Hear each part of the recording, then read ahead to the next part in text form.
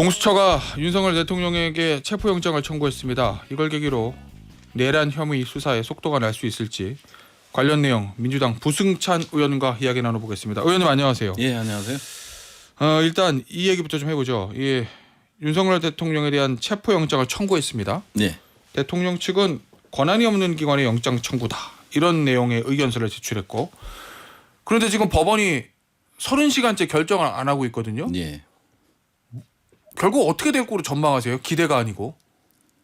저는 결국은 영장을 발부해 줄 걸로 저 보고 있습니다. 물론 이제 의견서를 받았기 때문에 또 선임계를 받았기 때문에 그 시간이 필요하죠. 저 역시도 이제 책을 쓰고 나서 권력과 안보라는 책을 쓰고 나서 이렇게 청구가 되면 저희 이 변호사가 이제 의견서를 보내고 이제 이 의견서를 검토하고 뭐 이런 과정이 있기 때문에 충분히 시간은 조금 지연될 수 있다고 보여지는데요. 근데 이제 국민 전체가 본 사안이잖아요. 국민 전체가 이제 모니터를 보고 확인한 내용이잖아요. 범죄 사실을. 그렇기 때문에 그리고 이제 나름의 이제 공수처에서 소환 요구를 계속했었고 그런 상태였기 때문에 법원도 이렇게 법이라는 게 결국은 상식에 기반해야 되는 거기 때문에 그렇죠. 이거를 기각한다는 거는 있을 수 없는 건데 다만 이제 윤석열 측에서 이제 주장하는 거는 수사권이 없다라는 거예요. 그러니까 이제 수사권이 없기 때문에 이게 공소권 유지가 안 되고 공소기각으로 갈 수밖에 없다라는 주장인데 공수처법에는 이제 뭐 2조 3항에서는 이제 내란죄와 관련된 수사를 할 수 없다고 그 항목에 포함이 안 됐잖아요. 근데 4조에 보면은 이제 직권남용과 관련된 관련 사건으로 관련 사건으로는 가능하다라는 입장이기 때문에 실질적으로 봤을 때는 서부지법에서 이거를 사실은 기각하기는 좀 저는 어렵다고 보여져요. 알겠습니다. 그런데 이제 영장이 발부돼도 산 넘어 산인 게 이게 그렇죠. 집행을 해야 되는데 지금 서부 발부됐을 경우에 이제 서부 수사관들이 공수처 갈 거 아니에요. 한남동 관저로. 그러면 아직은 경호 대상이기 때문에 경호처가 막을 거다. 물리적 충돌이 일어날 수도 있다. 뭐 이런 우려들이 있어서 과연 집행이 현실적으로 될까 이런 우려를 좀 제기하시는 분들도 있더라고요. 저도 그 우려는 충분히 이해를 하고 있지만 이게 압수수색 영장의 어떤 학습 효과라고 보여져요. 그런데 이제는 압수수색 영장은 장소를 특정하고 거기를 들어가는 거잖아요. 그래서 증거물을 확보하는 거고 그다음에 체포영장은 인신과 관련된 거거든요. 그냥 형사소송법상을 보더라도 이제 국가보안시설로 지정되는 곳에 대해서는 관리자가 거부할 수 국가보안의 이유로 거부할 수 있잖아요. 그런 단서조항은 있지만 인신구속과 관련되는 조항은 없기 때문에 경호처 직원들이 만일 실력 행사를 한다면 결국 현행법 공무집행방해죄가 성립할 수 있는 거거든요. 그래서 그거를 과연 경호처가 할 수 있을까? 그리고 이제 또 최상목 권한대항의 역할도 중요하죠. 만일 사법부에서 영장을 발부하게 되면 분명히 사법부에서 최상목 권한대행이 경호처에다가 이거 집행에 원활한 집행을 할 수 있게끔 해라라는 뭐 지침이나 지시가 내려가는 게 또 중요하다고 보여집니다. 불필요한 또 인명의 어떤 피해가 있을 수 있기 때문에. 알겠습니다. 비상계엄 얘기 좀 해봐야 될 것 같습니다, 의원님. 얼마 전에 이런 말씀하셨더라고요. 전 군에서 이번 계엄과 관련된 모종에 뭐가 있고 이를 지시한 새로운 인물이 나온다. 30일에 공개하겠다. 근데 어제 어제 뭐 또 항공기 참사가 있기 때문에 이제 사실은 쉽지는 않았어요. 근데 이제 제가 워딩을 보면 아까 말씀하신 대로 정군을 움직인 뭐 이런 표현은 없었고요. 그냥 이제 모종의 행위들이 있었다라는.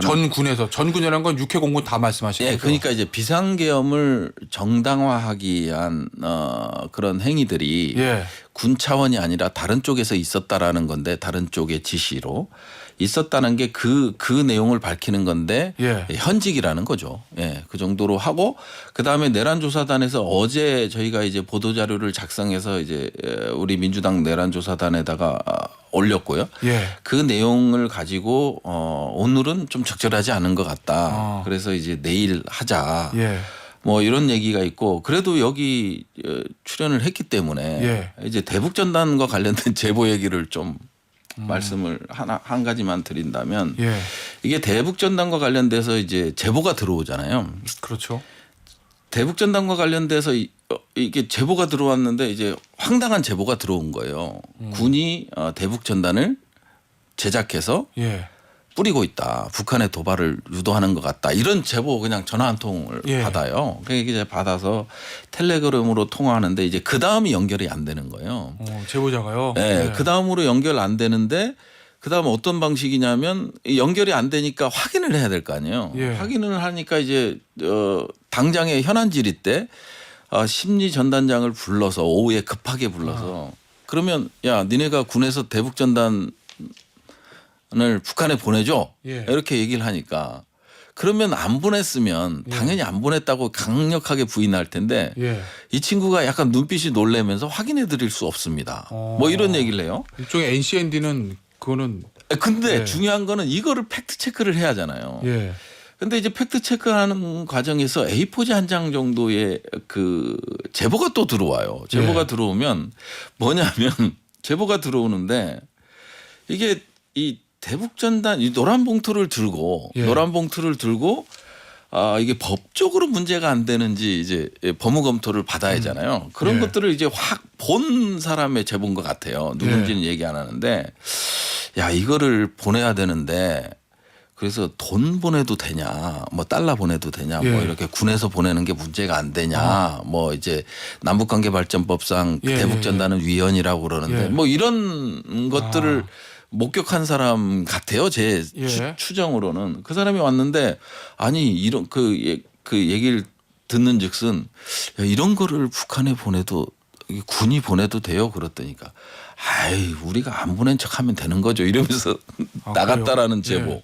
뭐 이런 제보들이 그러니까 이제 어떤 제보가 오면 이제 팩트 체크를 해야 하잖아요. 그러면 예. 이제 저희 같은 경우 국방부로 자료 요구를 하고 자료 요구를 하면 당연히 안 오죠. 합참이나. 예. 그런 사실에 대한 자료를 뭐 아예 그럴 수 확인이 그렇겠죠. 제한된다 뭐 이런 네. 식으로 답변이 오잖아요. 그럼 팩트 체크가 정말 어려운 거예요.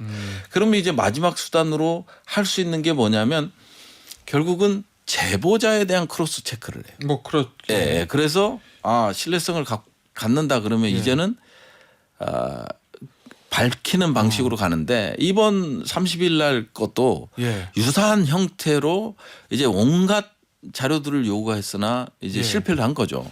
실패를 하고 그다음에 훼손되고 폐기되고 뭐 이런 것들을 이제 확인하고 돼서 그러니까 제보의 크로스 체크를 통해서 확인된 사항에 대해서 오늘 오전에 민주당 내란 진상조사단에서 이제 보도자료 형식으로 나간다라는 말씀을 드리는 오늘 뭐가 이제 발표를 하시긴 하시는군요. 예. 그럼 결국 앞서 지금 말씀하신 걸 쭉 들어보면 예. 앞서 이제 이 부분은 전군에서 관련된 모종의 뭐가 있거나 아까 이제 군 밖에 말씀하셨거든요. 예. 그러면 어쨌든 원래 비상기업이라는 게 전시 사변에 준하는 사태니까 예, 그렇죠. 예. 그거를 정당하기 위해서 예, 그렇죠. 그런 북한의 도발을 이끌어내기 위해서 뭔가 여기서 선제적으로 작업을 했을 가능성에 대한 제보 이런 거군요. 그렇죠. 예. 그럼 군 밖이라고 하면은 예를 들면 군 밖에서 이런 거 할 수 있는 조직이라고 하면 딱 생각나는 건 정보기관이거든요. 정보기관이나 안보실이 있겠죠. 정보기관이라면 국정원이나 안보실. 국가안보실 차원에서 그리고 뭔가 이제 작업을 했을 수도 있다. 한 가지 말씀드리고 싶은 거는 여인영 사령관이 이제 실장들 4개 실장들과 2명의 중소령이 있는 데서 얘기했던 예. 검찰과 국정원이 곧 올 테니 예. 이들이 중요 임무를 맡을 것이다. 니네는 서버를 확보하고 선관위 갔을 때 얘기죠. 예. 하고 지원 임무만 해라. 이런 부분들도 이제 검찰 쪽이라든지 그다음에 이제 국정원에 대한 조사가 이루어져야 될 거고요. 제 개인적인 내피셜이긴 하지만 지금 검찰에서 발표하는 내용이라든지 그다음에 이제 홍장원 1차장의 행위라든지 이런 것들이 과연 대통령이 뜬금없이 홍장원한테 전화해서 체포 명단을 불러줬겠냐. 사전에 이제 모의가 됐고 이런 모의 속에서 어느 정도 계엄에 대한 인지를 한 상태에서 이걸 불러줘야 정상적인 행위이지. 그래서 뭐 김태현 우리 앵커님한테 뜬금없이 전화해서 뭐 얘기를 하면 황당하잖아요. 예. 그래서 이런 부분에 대해서도 추가적인 수사 조사가 이루어져야 된다. 알겠습니다. 이 관련된 얘기일 수도 있는데 이 예. 인민복 구매하는 네. 얘기 있었잖아요. 정보사에서. 네. 보니까 지난 8월에 12월 첫 주까지 다양한 사이즈의 인민군복 170여 벌을 주문 제작해달라고 의뢰했다. 예. 그 업체 측은 영화 제작 목적이라고 예. 밝혔다는데 날짜가 공교로워요. 12월 첫 주까지라고 하면. 예. 그럼 이것도 비상경호 관련이다 이렇게 보시는 거예요? 저는 사실은 이것도 하나의 제보를 통해서 예. 우리가 나라 장터를 확인하고 했는데 예. 영화 피복을 기본적으로 4개 정보기관에서 사용할 영화 피복을 이미 연간 구매 계획에 맞춰서 입찰을 했고 예. 입찰 공고를 했고 획득을 했어요. 이미. 근데 이제 뜬금없이 3개월, 3, 4개월을 앞두고 예. 긴급 소요로 이 군관하고 하전사복을 요구를 한단 말이에요. 예. 이런 것들이 이게 너무 터무니없는 거예요. 통상적이라고 보기는 어려운 거죠. 예. 긴급 소요라기보단 정상적인 입찰 절차를 거치는 경우가 그 나라장터에 올라온 게 있고 뭐 영화 촬영용이라면 그런 정상적인 절차 거치는 게 그 다음에 이제 항상 정상적인 예. 절차를 거쳐요. 긴급 소요는 좀 다른 건데 예. 저는 이거를 보고 계엄과 굳이 연결시키고 싶지는 않지만 예. 정황 자체가 그렇게 흘러가고 그다음에 실제적으로 HID가 내려오고 그다음에 HID가 국내에서 소요를 일으킨다면 예. 당연히 인민군복을 입지는 않습니다. 아 그렇겠죠. 예, 북한 갈 때는 있겠죠. 예. 근데 이제 국내로 왔을 땐 인민군복을 입지는 않지만 예. 노상원 수첩이라든지 이런 게 백령도 작전 아. 뭐 이런 것들은 입혀서 습격할 가능성도 있는 거거든요. 아. 이제 이게 퍼즐들이 하나하나 이제 맞아가는 느낌. 예. 그다음에 김어준 씨가 얘기한 매립한다 인민군복을. 예. 실질적으로 소요 사태를 만들긴 하지만 이거를 나중에 이제 땅에 매립하고 나중에 합동수사본부에서 발견해서 공개하는 예. 뭐 이런 시나리오는 가능할 것 같아요. 영화의 한 장면 같은 건데 결국은 이런 것들이 점차 구체성을 띄우면서 수면 위로 올라오고 있는 거죠. 그 말씀은 제보 하나하나 들었을 때는 의원님이 딱 듣기도 좀 황당하고 믿기 어려운데 예. 자꾸 다른 것들에 나와서 퍼즐처럼 예, 맞춰 들어가는 정황 우연이라고 하기에는 너무 치부하기에는 너무 놀라운 그런 것들이 일어나는 거죠. 예, 예. 알겠습니다. 김용현 전 장관 측이요. 이재명 대표 민주당에는 이재명 대표 박주민 의원 그리고 국민의힘에는 한동훈 전 대표 예. 이 포고령 위반 혐의로 고발했거든요. 예. 이거 어떤 의도로 했다고 보세요? 포고령 자체가 불법 위헌적이라고 보지를 않는 거예요. 여전히. 그다음에 대통령과 이제 같은 스탠스를 유지하는 겁니다. 예. 결국은 국회에 대한 경고성, 그다음에 반국가 세력들에 대한 경고라는 거고 예. 여전히 포고령이 잘못됐다고 불법이라고 보지 않는 그러다 보니까 이제 포고령 정치 활동을 금한다라는 포고령을 위반한 사안이 되는 거고요. 한동훈도 본회의장에 원래는 본회의장을 다 막거든요. 국회의원이 아니면. 예, 네. 원래는 의원이 아니면 못 들어가니까. 못 들어가죠. 예. 알겠습니다. 예. 아니 그리고 이런 얘기도 있잖아요. 이 방정환 국방정책실 차장? 예. 이 사람이 계엄에 관여했다는 의혹이 제기되는데 이 사람은 실제로 어떤 역할을 했다고 보시는 건가요? 이제 수사 2단 그러니까 노상원이 기획한 수사 2단의 예. 부단장 역할을 맡은 사람이죠. 예. 그러니까 부단장 역할을 맡았다는 거는 뭐냐면 수사 2단의 소속을 보면 1대, 2대, 3대 그러니까 예. 1대장, 2대장, 3대장이 있어요. 1대장은 군사경찰 예. 뭐 체포라든지 이런 걸 하는 거고 2대는 이제 그거예요. 신문. 예. 신문을 하는 데고 3대는 이제 HID 같은 공작 업무를 하겠죠. 뭐 예. 수사 과정에서 예. 야 얘네는 어떻게 수거해서 처리해. 예. 뭐 이런 걸 3대가 맡는 건데 거기를 총괄하는 건데 그 노상원 예비역 전 정보사령관과 이제 아주 돈독한 관계입니다.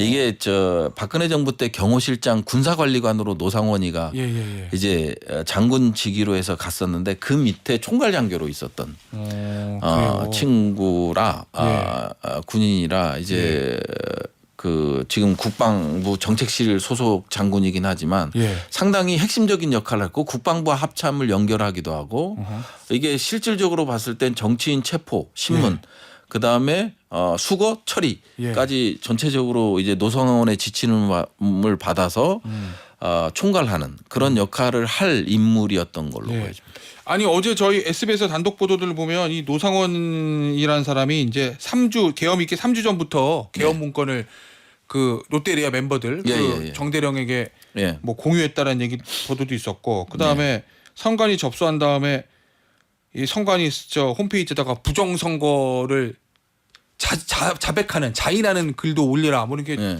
조작 시도했다 뭐 이런 보도도 있던데 그런 것들이 이제 워낙 이제 윤석열 대통령, 김용현 장관이 사령관들한테 이제 끊임없이 몇 개월 동안을 그 부정선거와 관련된 구구 유튜브 방송들을 보냈고요.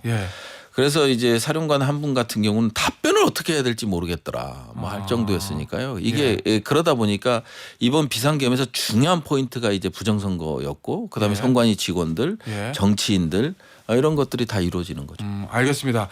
자 마지막 질문입니다. 정치 관련된 건데 저 최상목 권한대행 헌법재판관 임명할 것 같습니까? 저는 할 것 같아요. 할 것 같고 그다음에 뭐 물론 기대이긴 하죠. 기대이긴 한데 지금 상황 자체가 상당히 불안정성, 이제 불확실성, 대한민국의 불확실성이고 경제 관료다 보니까 뭐가 문제인지는 알 거 아니에요. 그러니까 대외적으로 대한민국의 불확실성을 확실히 끊어주는 게 중요한 건데 그게 이제 윤석열에 대한 정리거든요. 법적인 정리인데 지금 한덕수는 운명공동체적 입장이기 때문에 그걸 못했던 거고 최상목은 그래도 그런 공제 관료로서 대외 신인도라든지 이런 것들을 염두에 두고 쭉 살아왔던 인물이기 때문에 저는 뭐 기대하고 있습니다. 알겠습니다. 오늘 인터뷰 여기서 마무리하도록 하겠습니다. 지금까지 더불어민주당 부승찬 의원이었습니다. 의원님 감사합니다. 감사합니다.